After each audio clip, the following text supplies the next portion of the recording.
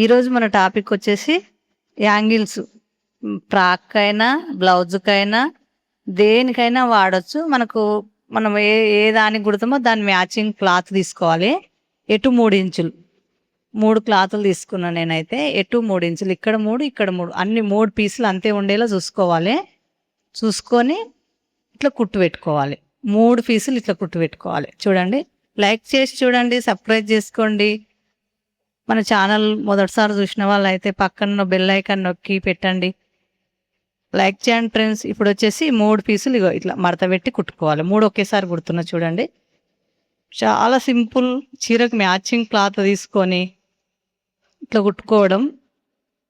ఇప్పుడు మనకు ఇట్లా యాంగిల్స్ రెడీమేడ్ తెచ్చి కుట్టుకుంటే కలర్ పోతున్నాయి, పూసలు షేడ్ అవుతుంది, కలరు అంతా పోతున్నాయి, కుచ్చుకుంటున్నాయి, జుట్టు తట్టుకుంటుంది.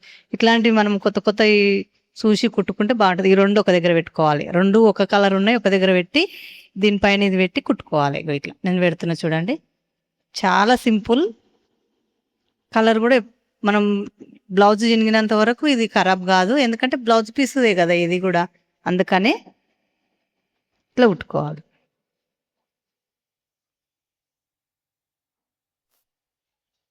ఇప్పుడు వచ్చేసి ఇట్లా పైకి మారిపోయి ఇట్లా కుట్టేసుకోవాలి.